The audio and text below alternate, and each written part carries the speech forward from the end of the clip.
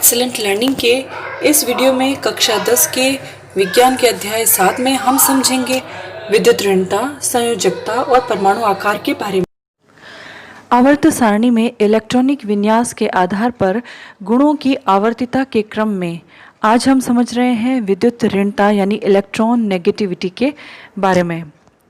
सहसंयोजक यौगिकों में जिसमें दो असमान परमाणुओं के बीच में एक रासायनिक बॉन्ड बना हुआ होता है, उस रासायनिक बंध के जो इलेक्ट्रॉन होते हैं उसको परमाणु के द्वारा अपनी तरफ आकर्षित करने, अपनी तरफ खींचने के गुण को हम विद्युत ऋणता कहते हैं।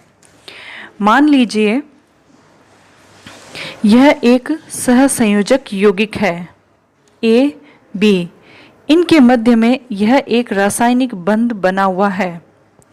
अब यहाँ जो इलेक्ट्रॉन है, दो इलेक्ट्रॉनों से एक बंध का निर्माण होता है। अब ए के द्वारा या बी के द्वारा जो दोनों असमान परमाणु है, जिस परमाणु के द्वारा इन इलेक्ट्रॉनों को अपनी तरफ खींचने की प्रवृत्ति अधिक होगी, उसकी विद्युत ऋणता भी उतनी ही अधिक होगी। दो परमाणुओं के मध्य निश्चित रूप से एक परमाणु की विद्युत ऋणता अधिक होगी तो इलेक्ट्रॉन ध्रुवित रहेंगे, एक परमाणु की तरफ अधिक खींचे हुए रहेंगे। तत्वों की यह एक सापेक्ष प्रवृत्ति होती है। एक तत्व की तुलना में दूसरे तत्व की यह क्षमता अधिक होती है इलेक्ट्रॉन को अपनी तरफ खींचने की। अब हम समझते हैं कि आवर्त में और वर्ग में इसका क्या प्रभाव पड़ता है। जब हम आवर्त में जाते हैं तो एक ही आवर्त में बाएं से दाएं जाने पर हम देखते हैं कि जो परमाणु का आकार है वो निरंतर छोटा होता जाता है। छोटा होने के कारण इलेक्ट्रॉनों को बांधने की क्षमता उसकी बढ़ती भी जाती है, क्योंकि प्रभावी नाभिक के आवेश में वृद्धि होती है। इस कारण तत्व की जो नाभिक होता है, इलेक्ट्रॉन को अपनी तरफ खींचने की प्रवृत्ति बढ़ने के कारण उसकी विद्युत ऋणता के मान में भी वृद्धि होती है। इसी तरह से हम देखते हैं कि जब हम एक ही वर्ग में ऊपर से नीचे जाते हैं तो वहाँ परमाणु का आकार बढ़ता है। सबसे छोटा आकार सबसे ऊपर और धीरे धीरे आकार में वृद्धि होती जाती है।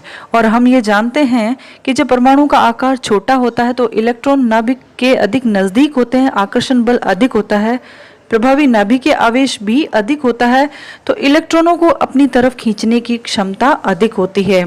तो यहाँ आकार छोटा होने के कारण ऊपर के जो तत्व है वहाँ पर विद्युत ऋणता अधिक होगी, लेकिन जैसे जैसे हम नीचे की तरफ जाते हैं आकार बढ़ जाता है, इलेक्ट्रॉन को अपनी तरफ खींचने की प्रवृत्ति, आकर्षित करने की प्रवृत्ति में कमी आती है, यानी विद्युत ऋणता का मान घटता जाता है। यहाँ हम देखते हैं कि आवर्त में जो सर्वाधिक विद्युत ऋणी तत्व है वह फ्लोरीन होता है, क्योंकि फ्लोरीन एक तो आवर्त प्रथम आवर्त में सबसे अंत में उपस्थित है और वर्ग में भी वह सबसे ऊपर उपस्थित है। तो आवर्त सारणी में सर्वाधिक विद्युत ऋणी तत्व फ्लोरीन होता है।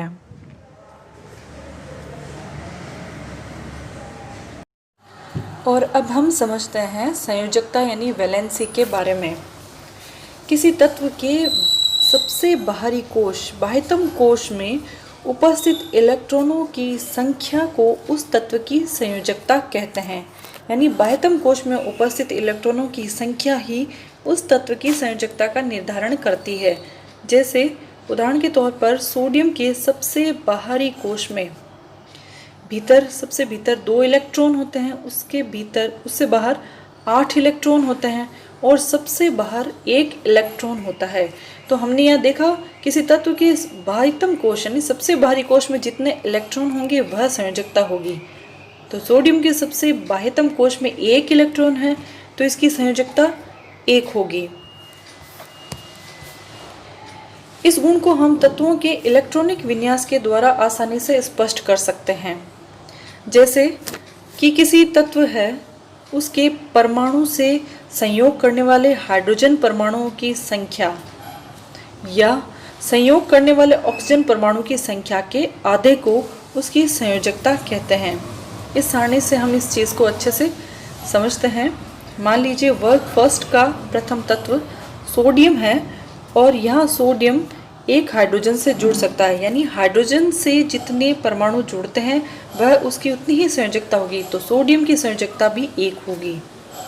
और ऑक्सीजन से जितने परमाणु जुड़ते हैं उनके आधे, यानी ऑक्सीजन से 2 सोडियम जुड़े हैं तो इसकी संयोजकता होगी इसकी आधी, 1। इस तरह से हमने देखा कि सोडियम के साथ जितने हाइड्रोजन जुड़े हुए हैं यानी 1 जुड़ा हुआ है तो संयोजकता 1, और ऑक्सीजन के साथ जितने सोडियम जुड़े हुए हैं उसके आधे यानी कि 1, तो वह उसकी संयोजकता होगी।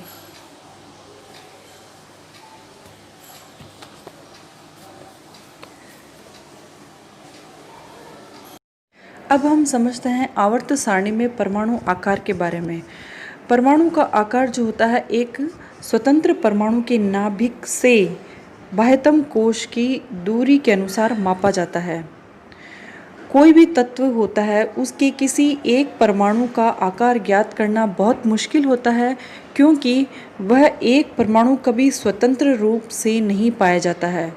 वह या तो अणु के रूप में मिलेगा या परमाणुओं के समूह के रूप में मिलेगा। एक अकेला विलगित परमाणु मिलना मुश्किल होता है, इसलिए परमाणु आकार ज्ञात करना भी कठिन होता है। लेकिन फिर भी परमाणु के आकार ज्ञात करने के 2 तरीके हैं कि हम परमाणु की त्रिज्या ज्ञात कर लें और उसके आधार पर परमाणु के आकार का निर्धारण कर लें। इसके 2 तरीके हैं, एक सहसंयोजक त्रिज्या और दूसरा वैन डर वाल त्रिज्या। सहसंयोजक त्रिज्या में हम देखते हैं कि जब एक ही तत्व के 2 समान परमाणु सहसंयोजक बंध से जुड़े हुए होते हैं तो दोनों परमाणुओं के जो नाभिकों के बीच की दूरी होती है उसका आधा उस परमाणु की सहसंयोजक त्रिज्या कहलाती है। एक ही तत्व है उसके 2 परमाणु इस तरह से जुड़े हुए हैं, इन दोनों के नाभिक, अब ये जो दूरी है इसको ज्ञात करके इसका आधा यह कहलाती है उस परमाणु की सहसंयोजक त्रिज्या। अब हम देखते हैं वैन डर वाल त्रिज्या के बारे में।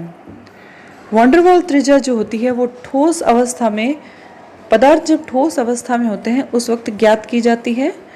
ठोस अवस्था में एक ही पदार्थ के 2 निकट स्थित अनबंधित अणु 2 पास में है लेकिन आपस में कोई बॉन्ड नहीं है, आपस में जुड़े हुए नहीं है, ऐसे परमाणु के बीच की जो दूरी होती है उसका आधा वैन डर वाल त्रिज्या कहलाती है।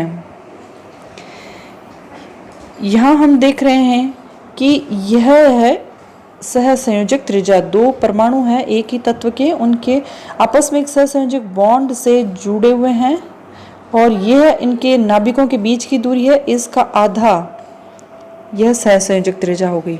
वैन डर वाल त्रिज्या में हम देखते हैं कि 2 अनबंधित, यह अलग है और यह पैर अलग है। यहाँ जो दोनों अनबंधित है यहाँ से लेकर के यहाँ तक, तो इसके बाह्यतम कोश से लेकर के नाभिक के बीच की दूरी की जो होती है वह उसकी वैन डर वाल त्रिज्या कहलाती है। वैन डर वाल त्रिज्या जो होती है उसका मान हमेशा सहसंयोजक त्रिज्या से अधिक होता है। वैन डर वाल रेडियस का मान हमेशा अधिक होता है कोवैलेंसी रेडियस RC से। RW is greater than RC।